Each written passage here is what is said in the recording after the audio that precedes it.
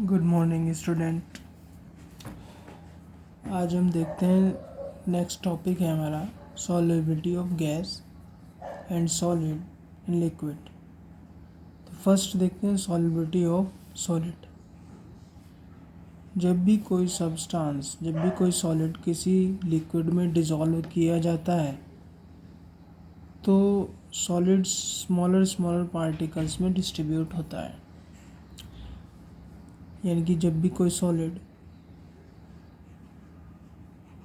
Liquid में dissolve किया जाता है तो वो छोटे छोटे सब्सटेंस में डिस्ट्रीब्यूट होकर के लिक्विड में चला जाता है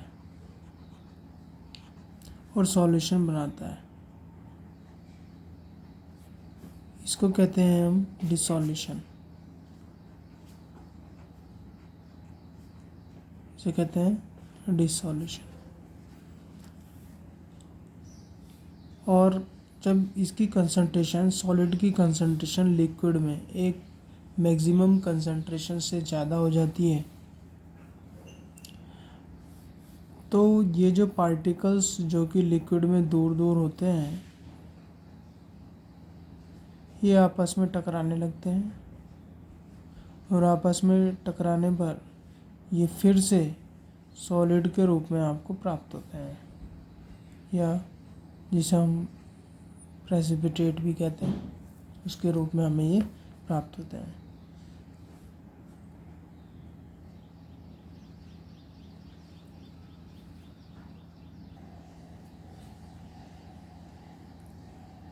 इसे हम क्या कहते हैं क्रिस्टलाइजेशन बोलते हैं।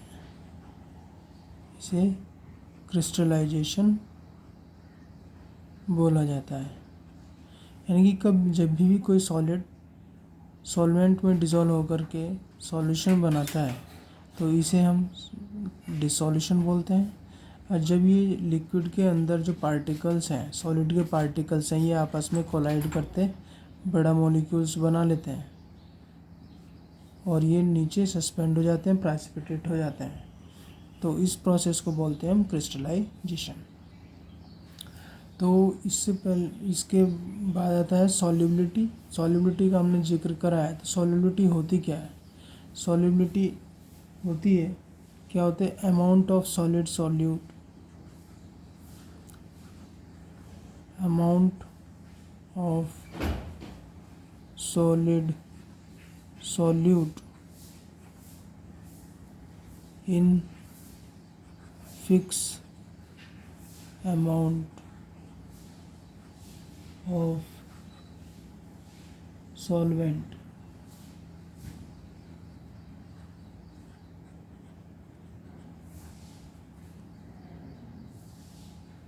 at a given temperature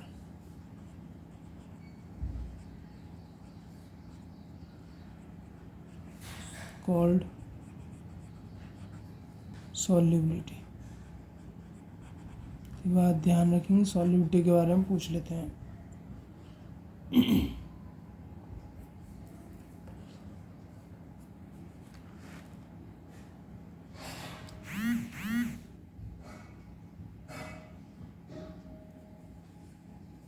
next आता है फैक्टर्स अफेक्टिंग सॉल्युबिलिटी।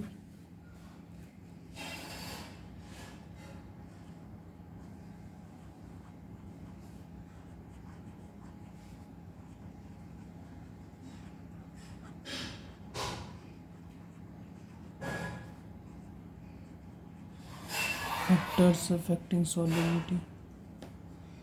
फैक्टर्स कौन कौन से हैं? देखो सॉलिड के लिए फैक्टर्स होगा पहला nature of solute and solvent. तो यहाँ पर ये ध्यान रखना हमें एक प्रोवर्ब होती है लाइक डिसॉल्व लाइक।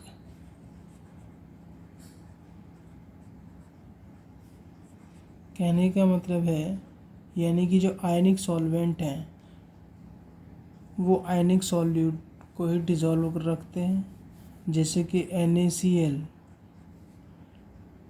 वाटर जो कि पोलर सॉल्वेंट है उसमें डिज़ोल्व होकर के सॉल्यूशन बनाता है। यानी कि जो पोलर सॉल्यूट होगा और यहाँ पर पोलर ही सॉल्वेंट होगा, तो यहाँ पर ये सॉल्यूशन बनाएगा। लेकिन अगर polar solute non polar solvent में होगा तो वहाँ पर सॉल्यूशन नहीं बनेगा। जैसे कि पोलर सॉल्यूट NaCl है और हम इसे बेंजीन में डिज़ोल्व करने लगें C6H6, तो यहाँ पर कोई सॉल्यूशन नहीं बनेगा। ये चीज़ ध्यान रखेंगे।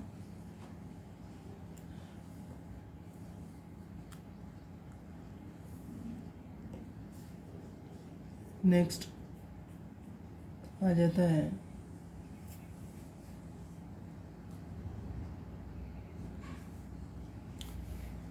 टेम्परेचर।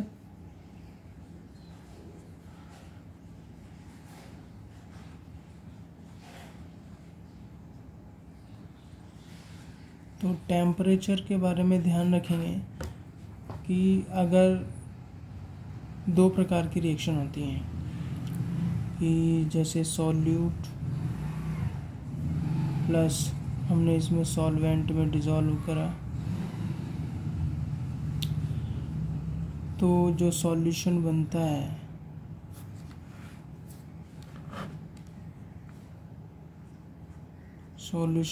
है तो या तो रिएक्शन एक्सोथर्मिक होगी, हीट निकलेगी, या हीट एब्जॉर्ब होगी।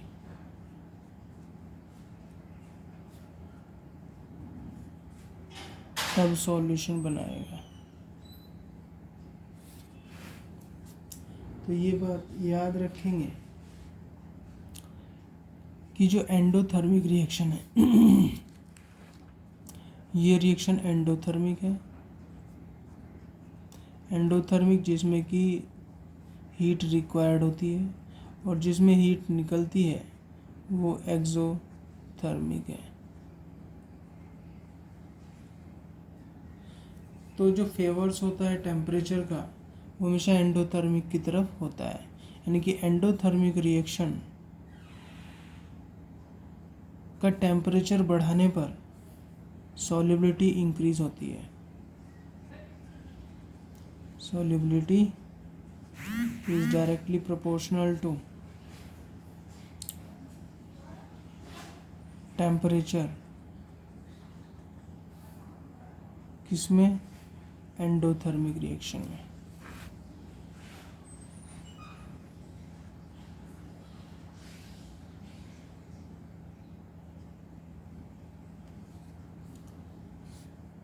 और एक्सोथर्मिक में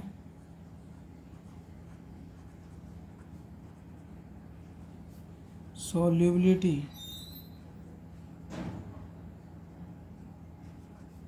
is indirectly proportional to temperature.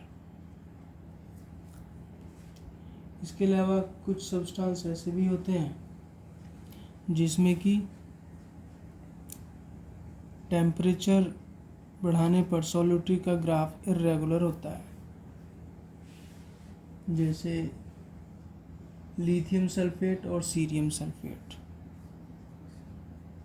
Lithium sulphate Li2SO4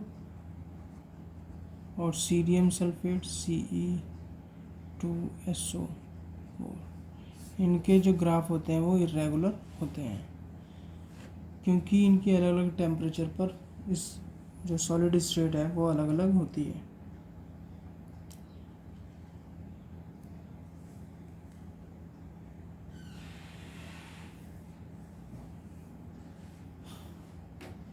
sorry, ये वाले नहीं, ये तो एक्सोथर्मिक रिएक्शन के इसके एग्जांपल है। सीरियम सल्फेट यानी कि टेम्परेचर बढ़ाने पर सॉल्युबिलिटी डिक्रीज होती है। इसके जैसे कि NaCl है, केसीएल है, ये एग्जाम्पल हैं। टेम्परेचर बढ़ाने पर सॉल्युबिलिटी इंक्रीज होती है। कुछ एग्जाम्पल जैसे कि Fe2, FeSO4,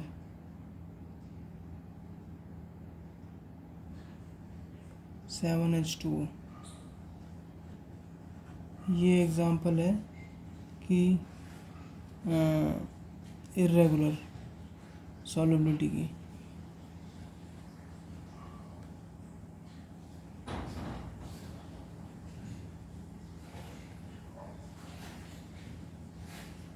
जैसे कि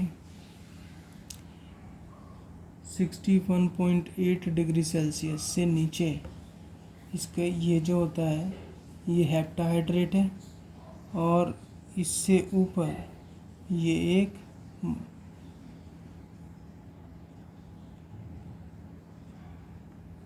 इस तरह से कंपाउंड बनाता है, एनहाइड्रस कंपाउंड रहता है।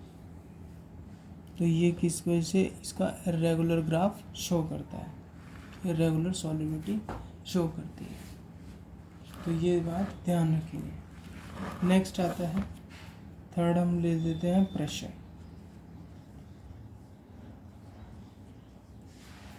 तो प्रेशर का सॉलिड पर कोई प्रभाव नहीं पड़ता। सॉलिड की सॉल्युबिलिटी का प्रेशर पर कोई भी प्रभाव नहीं पड़ता है, ये बात ध्यान रखेंगे।